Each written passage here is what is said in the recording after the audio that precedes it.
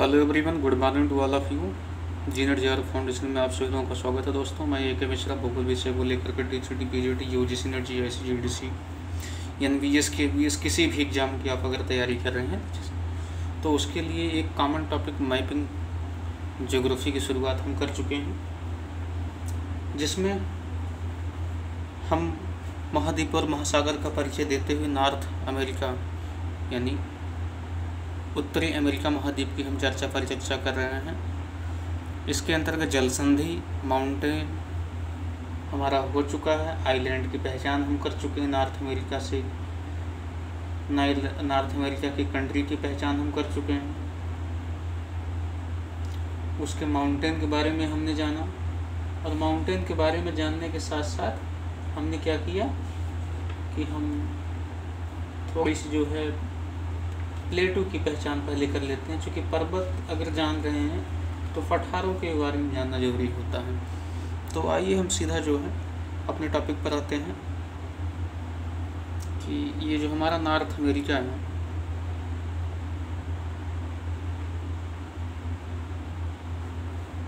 उत्तरी अमेरिका के जो प्लेटू हैं,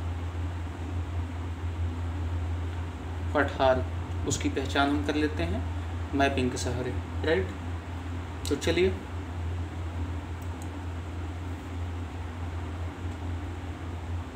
हर रोज के तरीके से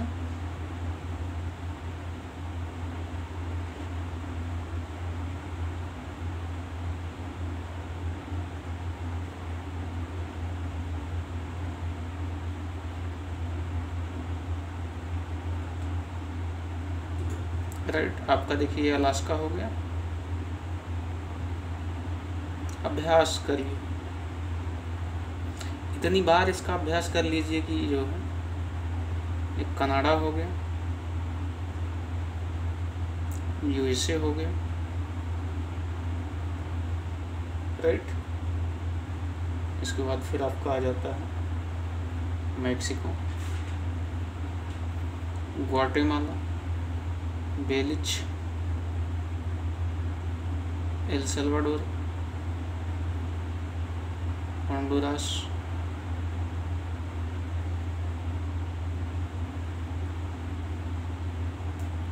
कोस्टा रिका, पनामा। तो इस तरीके से हमारी कंट्रियां हैं, लेकिन हमें यहाँ पहचान किसकी करनी है? प्लेटू की, पठार की, ठीक। चलिए हम पठार की पहचान कर लेते हैं। सबसे पहले हम देखते हैं यूकॉन का पठार। हमारा ये कौन सा पठार है? यूकॉन प्लेटू।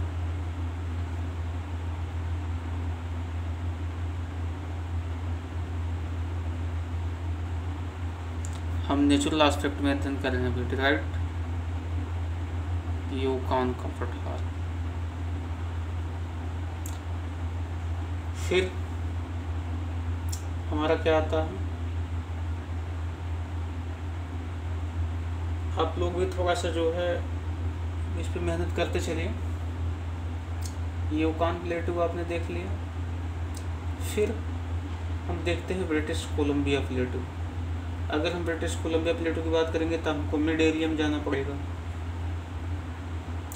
राइट। या फिर हम कोलंबिया प्लेटू की या कोलोराडो प्लेटू की, ठीक, या ग्रेट बेसिन प्लेटू की अगर हम बात करेंगे तो हमको थोड़ा दूर जाना पड़ेगा। इसलिए यूकॉन के बगल आपका मैक्सिको है, तो मैक्सिको प्लेटू, ठीक है ना। हमारा क्या हो जाता है? मैक्सिको प्लेटू।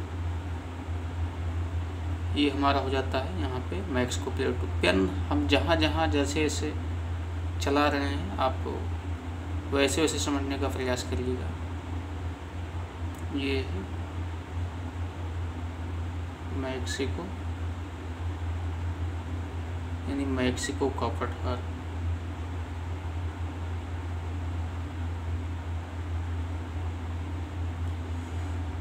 मैक्सिको पठार के बाद हम फिर आगे देखते हैं। अब फिर इसके ऊपर जैसे ही हम बढ़ते हैं तो हमें दिखाई देता है क्या? ग्रेट बेसिन कोलोराडो प्लेटू दिखाई दे रहा है। अभी नहीं दिखाई दिया। ग्रेट बेसिन दिखाई दे रहा है, अच्छा ग्रेट प्लेन दिखाई दे रहा है, एक वृहद रूप है। अभी तो हम पॉलिटिकल एस्पेक्ट से जो है इसका डिवाइडेशन कर दी। यहाँ आपको क्या है, ग्रेट बेसिन दिखाई देगा उत्तरी अमेरिका में। तो इसी ग्रेट बेसिन में जो है आपका एक है कोलोराडो प्लेटू। कोलोराडो मिला, कोलोराडो आपको यहाँ मिल जाएगा, जो कैलिफोर्निया से थोड़ा सा जो है आप हट के देखेंगे ना, कैलिफोर्निया से यहाँ पर है कोलोराडो प्लेटू।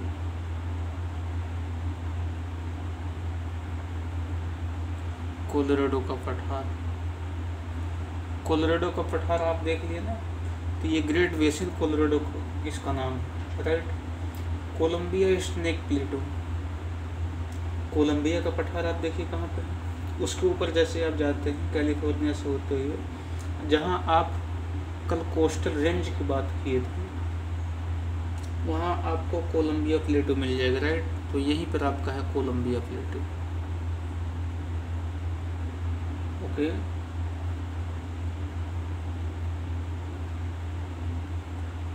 अभी आप केवल लोकेशन को हाईलाइट करते हुए चलिए, पहचान करते हुए चलिए,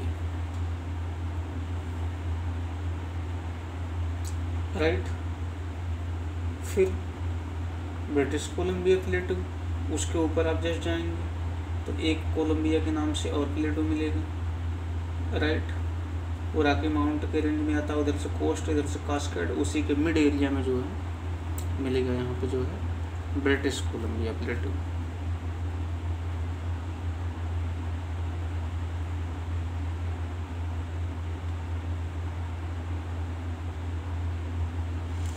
अगर हम ऊपर से यही चीज़ अध्ययन करते हुए आते हैं तो आप British Columbia, Columbia, Colorado, Mexico, Yukon plateau, right. Plateau और भी हैं, लेकिन ये सब सारे इम्पोर्टेंट प्लेटू हैं जिनके बारे में जानना हमें ज़रूरी होता है, राइट।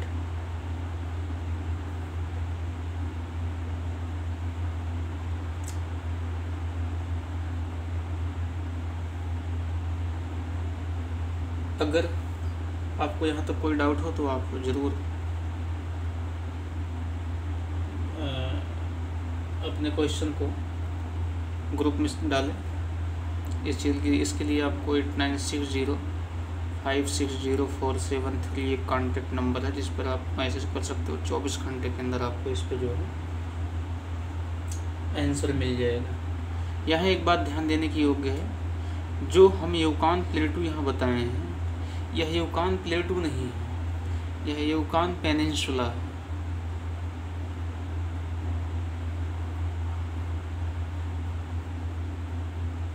आपको जज करने के लिए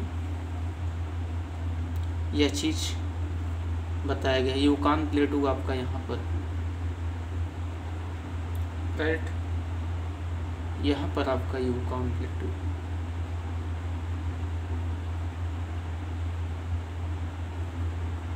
बात समझ में आएगी नहीं? इस यहाँ पर यूकान पेनिनसुला आपको लिखा मिलेगा।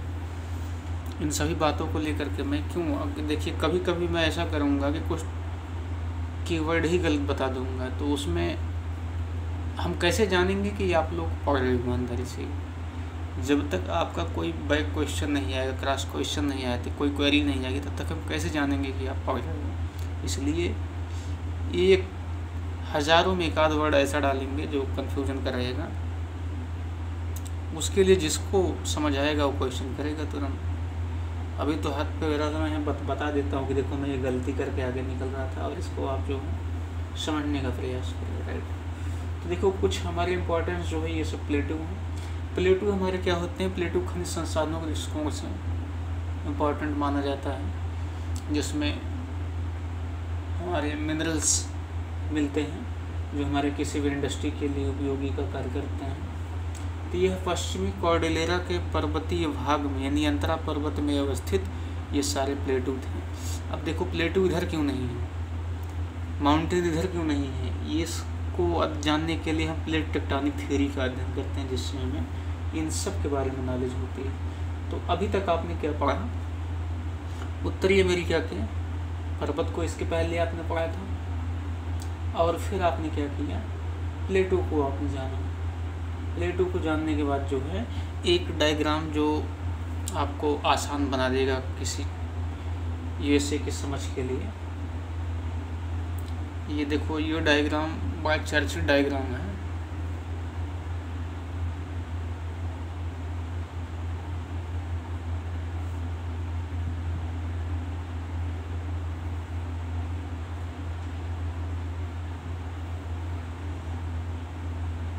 राइट,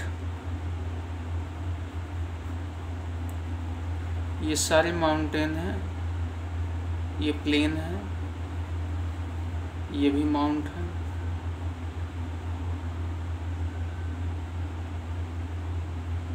राइट, ये वैली है।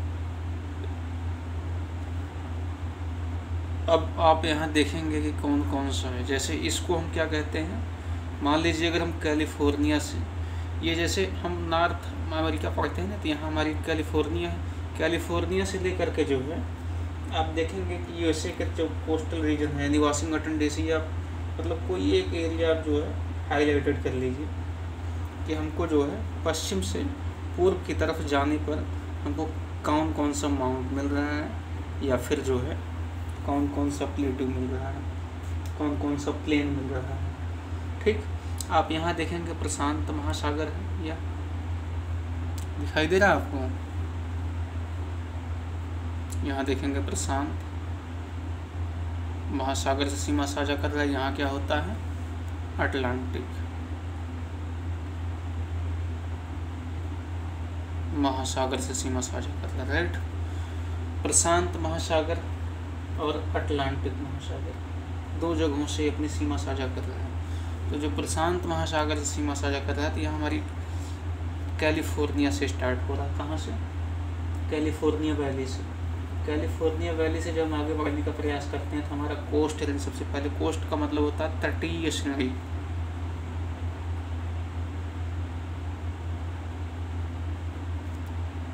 कोस्टल रेंज के बाद जो हमारी आती है वैली, वो कैलिफोर्निया वैली आ जाती है।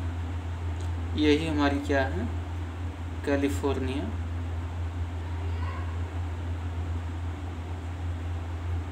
घाटी, जो भूमध्य सागरीय जलवायु से प्रभावित होने के कारण रसदार फलों का उत्पादन यहाँ सर्वाधिक होता है। जैसे ही कोस्टल रीजन से हम आगे बढ़ते हैं, कोस्टल रीजन के बाद हमें कौन सा माउंट मिला था, सियरा नेवादा। तो यह कौन सा पर्वत है, सियरा नेवादा। सियरा नेवादा हमारा क्या था, एकमात्र ब्लॉक पर्वत का उदाहरण था। ध्यान देना इस बात को, कल वही हमने आपसे बताया था।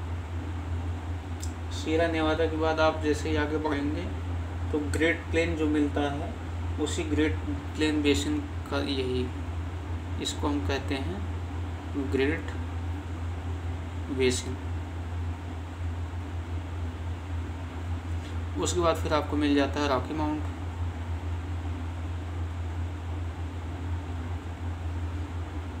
उसके बाद फिर क्या मिलता है, इंटीरियर हाईलैंड, ये जो एरिया आपका।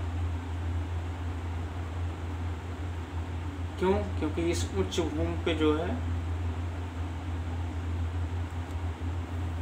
क्या होती है, यह एग्रीकल्चर के उपयोगी हो जाता है। राइट, इसको सेंट्रल प्लेन भी कहते हैं। एक ग्रेट प्लेन अभी यहाँ इधर देखा, रॉकी माउंटेन बीच में आता है, फिर जो है सेंट्रल प्लेन ही है। एक बात ध्यान देना, आपको इस पिक्चर के सहारे अपने मैप में वहाँ जाकर के मार्कअप करेंगे, सारा लोकेशन आपको मिलेगा। बावजूद इसके अगर आप गलती कर रहे हो तो फिर तैयारी छोड़ दीजिए, इसके अलावा कोई ऑप्शन नहीं। ये जो सेंट्रल है, ये सेंट्रल एरिया से फिर आगे एक छोटे से हिल आपको मिल जाएगी, अपलेशियन माउंट है जो यहाँ पर है। ये अवशिष्ट पर्वत का उदाहरण है।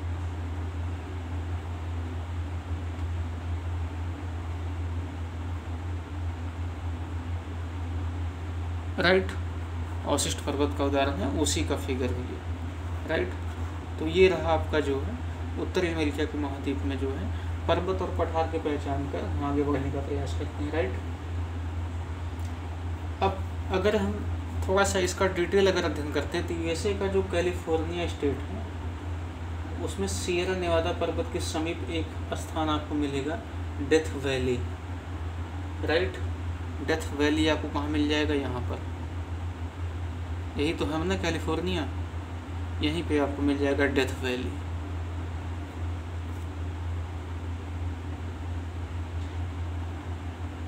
मृत घाटी जिसको बोलते हैं।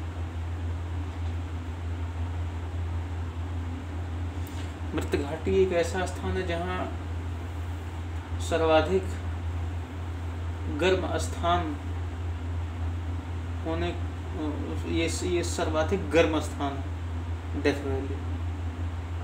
राइट, और यह एक भ्रंश घाटी का भी उदाहरण है। फिर हम जाते हैं कोस्ट रेंज और सियरा नेवादा पर्वत के मध्य आते हैं जहाँ सेंट्रल कैलिफोर्निया वैली है। हमने आपको पहले बताया भूमध्य सागरीय जलवायु के लिए फेमस है। आगे बढ़ते हैं जहाँ रसदार फलों के उत्पादन दृष्टिकोण से महत्वपूर्ण माना गया है। हमने आपको बताया अभी कि लास्ट में हमारा जो है अपलेशियन जो पर्वत है, अपलेशियन पर्वत का विस्तार कहाँ से? कनाडा के क्यूबेक से लेकर, क्यूबेक आपको मिला, कनाडा में आप जाएंगे, कनाडा के क्यूबेक आप देखेंगे, आप क्यूबेक जो है, क्यूबेक आपका जो है उंगावा पेनिनसुला के जस्ट जो है मिड एरिया में।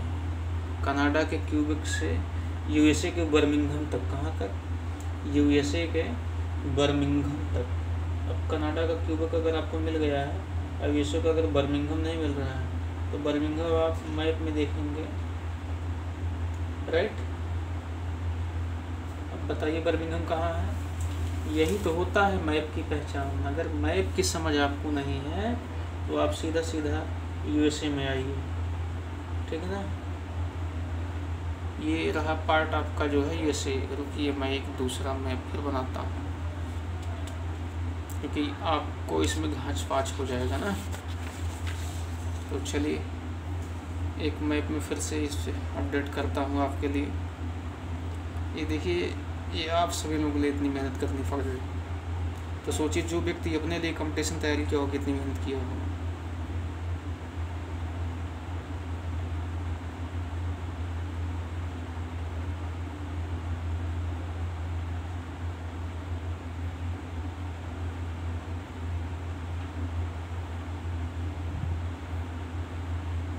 आपका ये कनाडा हो गया, यूएसए, मैक्सिको।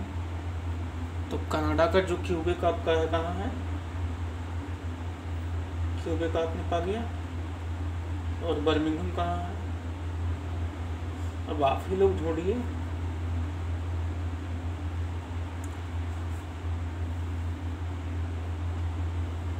आप ही लोग ढूंढ के निकालिए कि क्यूबेक का बर्मिंघम कहाँ है, ठीक है ना। विशेषताएं इसके क्या हैं? विस्तार के, किसकी? अपलेशियन पर्वत के विस्तार जो हमारा है और कहाँ तक है, यही चीज़ हमको जानना है, ठीक है ना। तो अपलेशियन पर्वत जब इसी पर है तो ये क्यूबेक हो गया, तो बर्मिंघम आप जान ही रहे हो कहाँ हो जाएगा फिर। राइट, अभी नहीं समझ में आया। अगर ये अपलेशियन मान लीजिए, राइट, मान लीजिए ऐसे अपलेशियन है, अगर ये क्यूबेक है तो ये हमारा क्या हो जाएगा?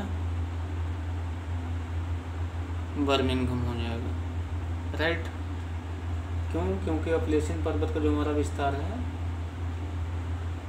वो क्यूबेक से लेकर के बर्मिंघम तक है। अब इस पर्वत का जो पूर्वी किनारा है, इस पर्वत का पूर्वी किनारा कौन सा हो जाएगा? वो फॉल लाइन पर्वतीय रेखा का एक अच्छा उदाहरण होता है। क्यों? क्योंकि यहाँ से जो हमारा जल है वो डायरेक्ट ओशन गिरता नीचे की तरफ। राइट, और या सीधा कहाँ जाके गिरता जल अपना जो है अटलांटिक महासागर के तट में जो है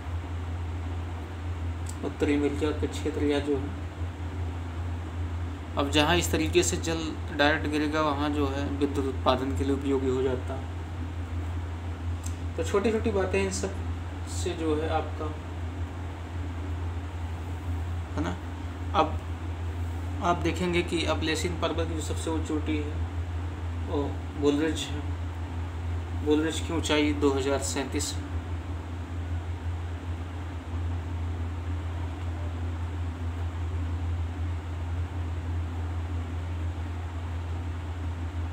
अपलेसिन पर्वत की ऊंचाई है बुलरिज, राइट। फिर आगे आप देखेंगे कि अपलेसिन पर्वत का जो उत्तरी क्षेत्र है उसमें पेंसिल्वानिया मिला। अपलेसिन पर्वत का जो उत्तरी क्षेत्र है पेंसिल्वानिया मिला कि नहीं मिला? अपलेसिन पर्वत को आप लोगों ने देख लिया ना, उसी में पेंसिल्वानिया। अगर आपको समझ में आ रहा है तो बहुत अच्छी बात है। पेंसिल्वानिया यहाँ कहीं पर होगा। यहीं आपका इरी झील एक बनती है। इरी झील के जस्ट बगल में आप देखेंगे तो पेंसिल्वानिया आपको मिलेगा। उसे पेंसिल्वानिया जो रिच है वो विश्व स्तर पर एंथ्रासाइट कोयला का भंडार है। एंथ्रासाइट कोयले का भंडार के दृष्टिकोण से आप फेमस है, राइट। जबकि बटुमिनस कोयला के उपलब्धता के कारण एक स्थान वहीं मिलेगा आपको पिट्सबर्ग। आपको पेंसिल्वानिया मिल चुका था ना। आप पेंसिल्वानिया के जस्ट नीचे एकदम देखेंगे पिट्सबर्ग। जैसे ये पेंसिल्वानिया अगर आपको है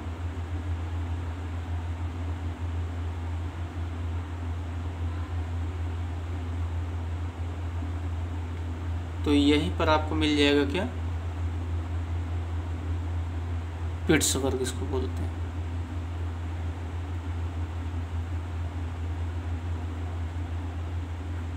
आशा करता हूँ कि आप सभी लोगों को क्लियर पिक्चर दिखाई दे रही होगी, राइट।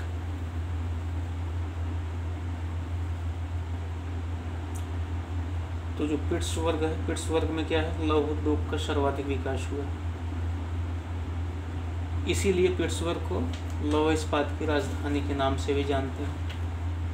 आगे फिर हम देखते हैं अपलेसिन पर्वत का जो दक्षिणी क्षेत्र है। ये दक्षिणी क्षेत्र का, अगर ये उत्तरी है तो ये दक्षिणी हो जाएगा। तो जो दक्षिणी क्षेत्र है वह लौह अयस्क के भंडार के दृष्टिकोण से महत्वपूर्ण माना जाता है और इसीलिए बर्मिंघम में लौह इस्पात उद्योग का विकास हुआ, ठीक है ना। इसीलिए बर्मिंघम में लौह इस्पात उद्योग का विकास हुआ था। क्यों? किसी भी इंडस्ट्री में जैसे लौह इस्पात उद्योग जहाँ लौह अयस्क और कोयला की उपलब्धता होगी आसानी से, राइट। चलिए एक नोट्स आप लोग जानिए। जो कनाडियन शील्ड होती है, कनाडियन शील्ड, शायद कनाडियन शील्ड हमने आपको बताया नहीं गया। तो जो हमारा हडसन बे है ना, जो हडसन बे है, नहीं हडसन की खाड़ी, इसी के इर्द गिर्द जो एरिया, इसको हम कनाडियन शील्ड बोलते हैं। क्या बोलते हैं? Canadian shield. जो कनाडियन शील्ड है, कोई भी शील्ड जो होती है वह प्राचीनतम चट्टानी संरचना से निर्मित होती है। यहाँ पर क्या होता है, कोई भी भूसंचलन क्रिया संपन्न नहीं हुआ रहता। शील्ड एक ऐसी संरचनात्मक स्थलाकृति है जो खनिज संसाधनों एवं खनिज संसाधनों के भंडार के दृष्टिकोण से महत्वपूर्ण होता है, राइट। तो आप लोगों ने देखा कि हमारा जो उत्तरी अमेरिका, वहाँ के पर्वत पठार, पर्वत के लोकेशन पर कौन कौन सी इंडस्ट्री किस लेवल पर जो है डेवलप हुआ है, राइट। फिर हम देखते हैं important lake in north America. क्या देखते हैं? उत्तरी अमेरिका का जो हमारे महत्वपूर्ण झील है, आइए हम उसके बारे में जान लेते हैं।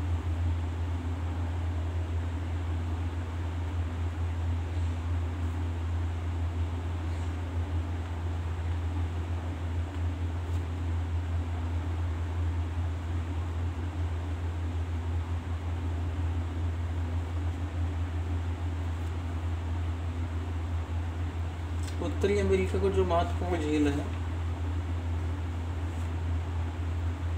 वह आपका देखो आर्कटिक वृत्त जहाँ से होके गुजरता है। चलिए पहले पिक्चर ही बना लेते हैं। ये तो कहेंगे आपके सर पिक्चर में तो दिखाया ही नहीं, मुझे समझ नहीं आया।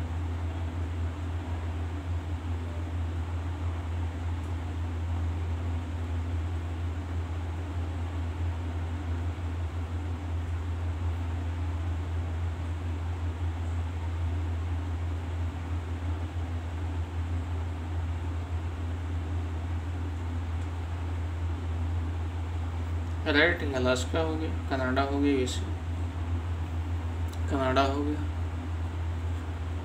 यूएसए हो गया, मैक्सिको हो गया। आप लोग देख रहे होंगे कि ग्रेट बियर लेक आपका कहाँ है? Great Bear Lake, Great Bear Lake हो गया। राइट, आप यहाँ राइट कर लीजिए ग्रेट बियर झील नाम इसका है।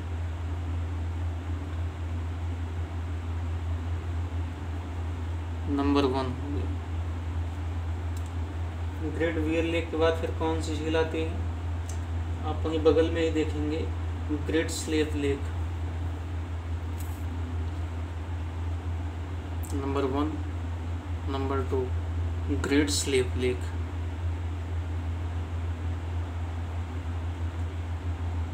ग्रेट स्लेव झील, ठीक।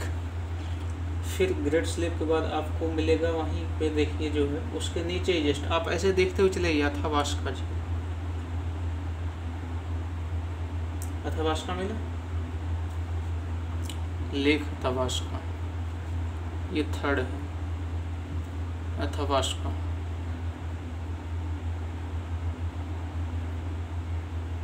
अथावास्का के बाद जो है आपको मिल जाएगा रेनडियर झील। रेनडियर मिला? नहीं मिला। अथावास्का के जस्ट नीचे अगर आप देखेंगे तो आपको मिल जाएगा रेनडियर झील।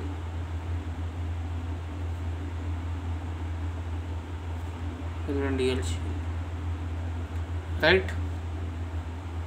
रेनडियर के बाद फिर आपको मिल जाएगा विनिपेग झील। विनिपेग मिला? रेनडियर से थोड़ा सा आप जो है ईस्ट की तरफ बढ़ेंगे, ठीक है ना, मैनिटोबा प्रांत के पास जो है आपको कनाडा का जो मैनिटोबा प्रांत है वहाँ पे जो है विनिपेग झील।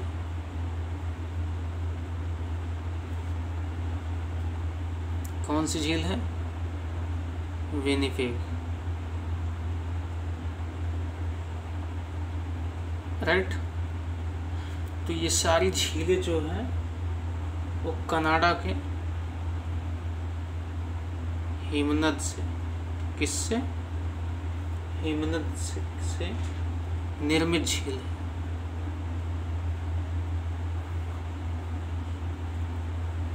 Right, Great Bear Lake, Great Slave, Athabasca, Reindeer और विनिपेग, ठीक है ना। तो जो ग्रेट बियर लेक है इससे आर्कटिक वृत्त यानी आर्कटिक वृत्त होके गुजरती है इस तरीके से।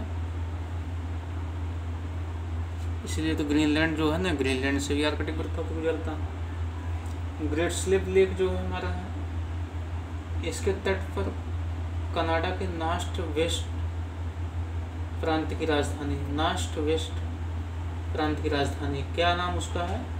येलोनीफ। येलोनीफ मिला आपको? नहीं मिला। इसके लिए आप पॉलिटिकल मैप में आप जाएंगे, नॉर्थ वेस्ट उत्तर पश्चिम में आप जाइए। कहाँ पे जाना है आपको? ग्रेट स्लेव लेक के पास जाना। ग्रेट स्लेव लेक के पास आप पहुँच गए। अगर आपको जहाँ समझ में नहीं आएगा वहाँ आप सीधा नंबर पे जाइए। ग्रेट स्लेव लेक का आपका किस नंबर पे है? 2 नंबर पे। 2 नंबर पे आप यहाँ पहुँच गए। आप आर्कटिक वृत्त के नीचे देखेंगे ग्रेट स्लेव लेक, वहाँ पर जो है आपको नॉर्थ वेस्ट प्रांत की राजधानी येलोनीफ मिलेगी, ठीक है ना। मिला, यहीं पर जस्ट है येलोनिफ।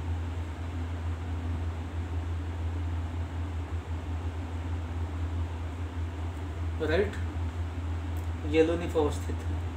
अथावास्का लेक जो हमारी है, आते हैं फिर अथावास्का। अथावास्का 3rd नंबर पे आ रही है। तो अथावास्का जो लेक है, इस पर आप देखेंगे कि इसके तटीय क्षेत्र में जो है अल्मुनियम तेल और गैस का भंडारण दृष्टिकोण से महत्वपूर्ण माना गया है। ठीक है ना। जबकि विनिपेग के तट पर मैनीटोबा प्रांत, आप विनिपेग लेक पहुंच जाइए और विनिपेग के तट पर आप देखेंगे आपको मिलेगा मैनीटोबा प्रांत। यानी हमने आपको पहले बताया कि मैनीटोबा प्रांत में हमारा जो है विनिपेग लेक। ठीक है ना। और मैनीटोबा प्रांत की राजधानी विनिपेग अवस्थित है, इसी के तट पर है विनिपेग। राइट, फिर हम आगे देखते हैं। आप सभी लोगों को एक जीके का जीएस क्वेश्चन है भी, विनिपेग जो है पूरे विश्व की सबसे बड़ी गेहूं की मंडी, आपको ये भी पता होना चाहिए। राइट, अब फिर जैसे ही हम आगे बढ़ते हैं तो ये सब हमारी झीलों का ही एरिया धीरे धीरे आपको न, चूँकि जो कनाडा की झील थी ना, वो ऐसे करके इसी फॉर्म में जो है आगे बढ़ते हुए आपको मिलेंगी। राइट, तो चलिए हम जानते हैं अपने ग्रेट लेक के बारे में।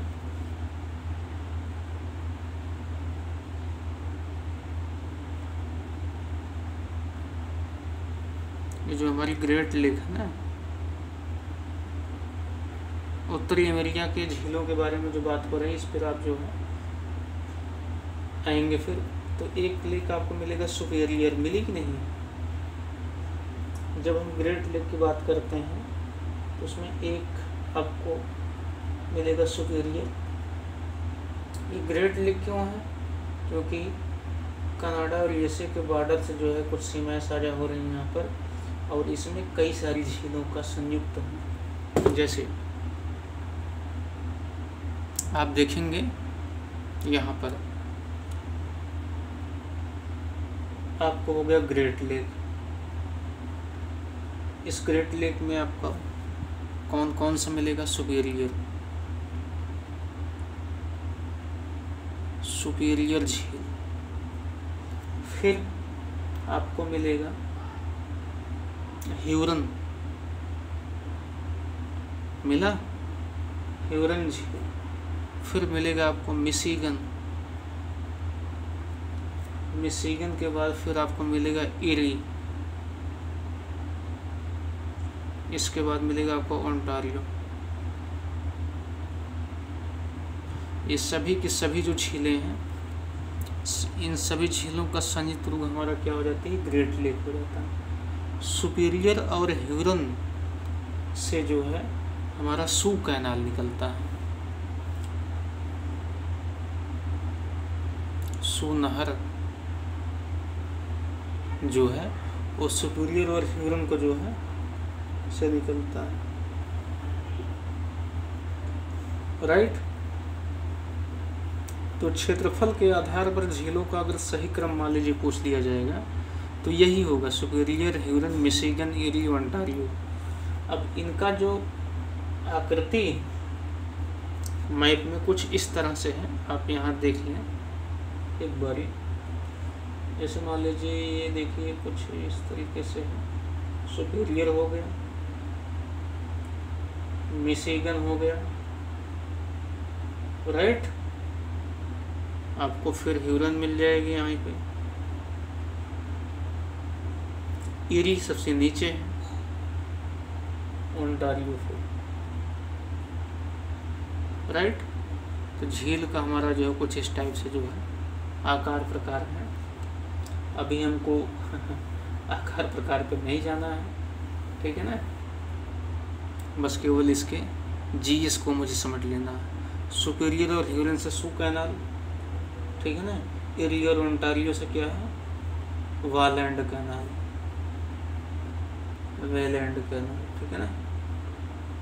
किससे, इरी और ओंटारियो से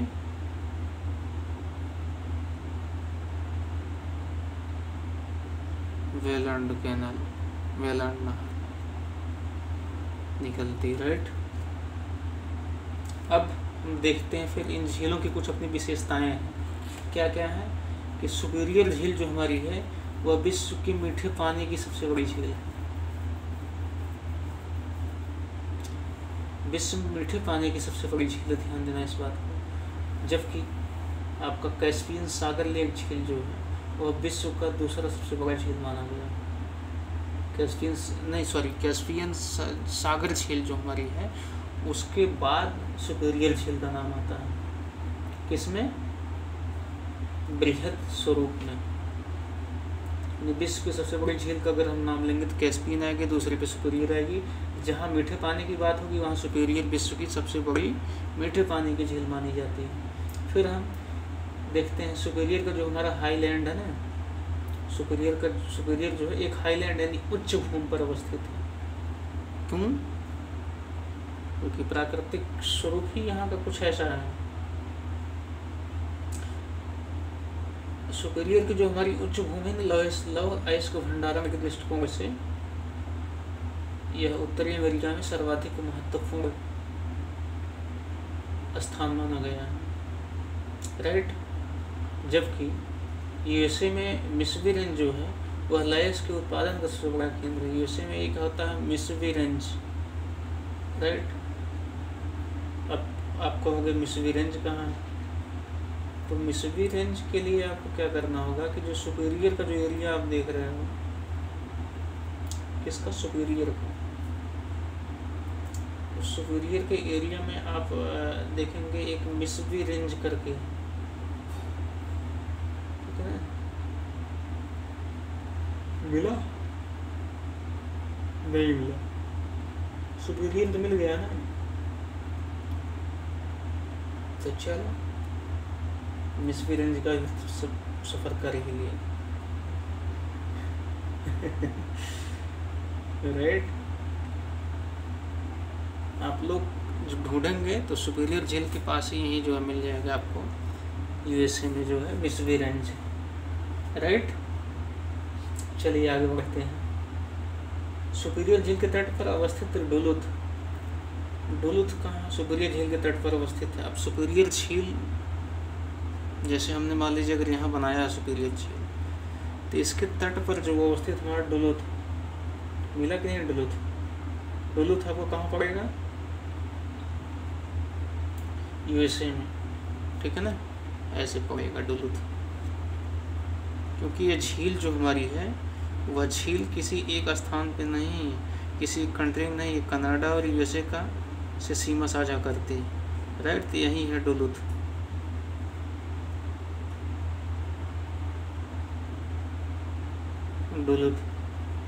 राइट। डुलुथ में क्या हुआ? लौह इस्पात उद्योग का विकास हो गया। क्यों? क्योंकि सुपीरियर में जो है सुपीरियर झील के तट पर जो यूएसए में मिसिसिपी रेंज है, लौह इस्पात वहाँ से मिल गया, तो लौह इस्पात उद्योग का विकास होने में तो कोई दिक्कत नहीं हुआ।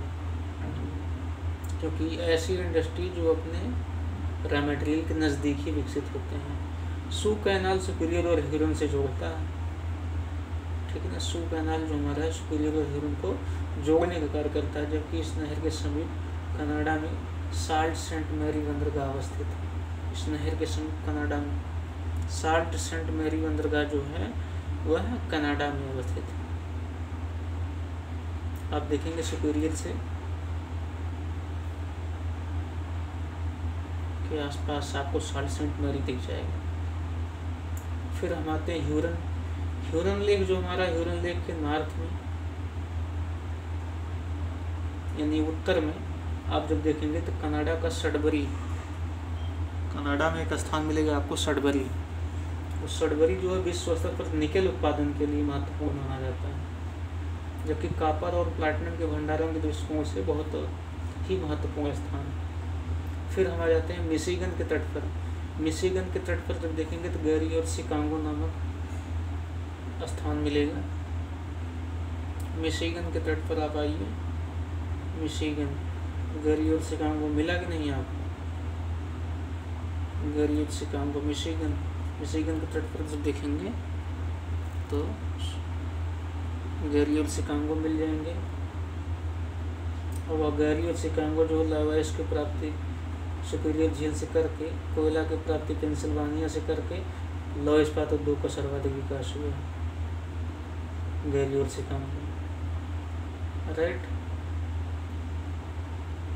जो ग्रेट लेक के क्षेत्र में सबसे बड़ा लौह इस्पात उद्योग का केंद्र माना जाता है, ध्यान देना इस बात। फिर आएंगे यूएसए में जो है शिकागो। शिकागो हमारा किसके लिए चर्चित है? शिकागो भाई सबसे अधिक आबादी वाला शहर माना जाता है, यूएसए के परिवहन का फोकस केंद्र है और मांस प्रसंस्करण माना जाता है शिकागो।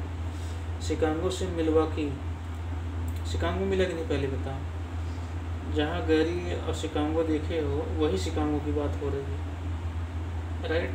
शिकागो से मिलवाकी आप जाइए, शिकागो के ऊपर मिलवाकी, राइट। शिकागो के ऊपर मिलवाकी, शिकागो के ऊपर मिलवाकी है। और मिलवाकी आप देखेंगे कि जो मिलवाकी है वह है किसके लिए जाना जाता है, यानी शिकागो से मिलवाकी तट तक कृषि संबंधित मशीन एवं गन्नों के उत्पादन के दृष्टिकोण से, गन्ना उत्पादन के दृष्टिकोण से जो औद्योगिक कार्य वहाँ पे होते हैं, यानी गन्ना जो शुगर इंडस्ट्री के लिए फेमस माना जाता है, तो उसका जो औजार होता है वहाँ बनता है, राइट। फिर हम आते हैं एरी झील पर। एरी झील पर जब हम आते हैं तो एरी झील के तट पर अवस्थित डेट्रायन यूएसए का ऑटोमोबाइल उद्योग का सबसे बड़ा केंद्र है। एरी झील के तट पर डेट्रायन आपको एक कंट्री मिल जाएगी, राइट। डेट्रायन मिला कि नहीं आप लोगों को? नहीं मिला है तो आप जरूर ढूंढिए डेट्रायन का है, राइट। डेट्रायन जो है ऑटोमोबाइल उद्योग के लिए फेमस है। वायलन कैनाल आपने देख ही लिया, वायलन कैनाल एरी और ओंटारियो को जोड़ने का कार्य करती है। फिर कनाडा में हैमिल्टन, इसी नहर के समीप कनाडा में जो है हैमिल्टन लौह इस्पात उद्योग का एक महत्वपूर्ण केंद्र है। आपने देखा कि ये जो हमारी जो लेक्स है यह अधिकतर करके क्या है कि लौह इंडस्ट्री को ज़्यादा डेवलप की है, राइट। ओंटारियो प्रांत आप देखो, टोरंटो झील में ओंटारियो प्रांत की राजधानी जो कनाडा का सर्वाधिक जनसंख्या वाला शहर है। वहीं इरी और ओंटारियो झील के मध्य नियाग्रा फॉल अवस्थित है। अब इरी और ओंटारियो जैसे आप देखेंगे, ये हमने यहाँ से निकाल के यहाँ बनाकर समझाने का प्रयास किया। इरी और ओंटारियो अगर आप देखेंगे तो वहाँ जो है नियाग्रा फॉल, ठीक है, जो उत्तरी अमेरिका का सर्वाधिक ऊंचा जलप्रपात के रूप में जाना जाता है। फिर हम आते हैं ओंटारियो झील पर। ओंटारियो झील के तट पर सेंट लॉरेंस नदी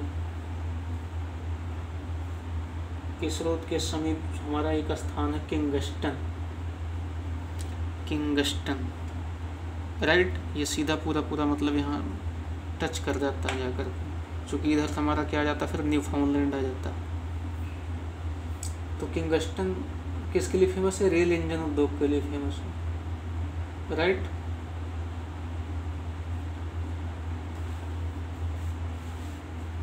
तो इतनी सारी बातें आप लोगों ने जो है समझने का प्रयास किया। अब जो हमारा एक लेक्स और पड़ता है great salt lake. Great salt lake जो है किसके लिए? ये मीठे पानी के लिए जो फेमस है, ठीक है ना। यह एक अवशिष्ट पार्ट है किसका? वोनावेला साल्ट का, जो पहले खारी पानी के रूप में जो है परिवर्तित हो गया था, लेकिन कुछ चेंजिंग, भाई क्लाइमेट जान ही रहे हो, चेंजिंग की वजह से जो है आए दिन कहीं न कहीं परिवर्तन मिलता है। उटा प्रांत की राजधानी साल्ट लेक जो इस झील के तट पर अवस्थित है, उटा प्रांत की राजधानी। ग्रेट साल्ट लेक मिला आपको कि नहीं मिला? पहले ये बताइए। नहीं मिला तो ग्रेट साल्ट लेक आपको आप लोग ढूंढ के बताएंगे, right. Great mid lake Colorado नदी पर अवस्थित निर्मित है, जहाँ से हूवर बांध, हूवर डैम जलाशय विमानों के द्वारा निर्मित झील के उदाहरण के रूप में लेक मिड को जानते हैं। यानी मिड लेकमिड और ग्रेट सैडली, ये 2 क्वेश्चन आपके लिए, राइट। तो यहाँ तक हमने जो है लेक्स को कंप्लीट करने का प्रयास किया है। इसके पहले माउंटेन और प्लेट्यू की चर्चा हो चुकी है। अब अगली कड़ी में हम रिवर की चर्चा करेंगे कि उत्तरी अमेरिका की महत्वपूर्ण नदियाँ कौन कौन सी हैं। तो कैसी लगी आप सभी को क्लास? तब तक के लिए धन्यवाद, शुभकामनाएं, best of luck, thank you to all.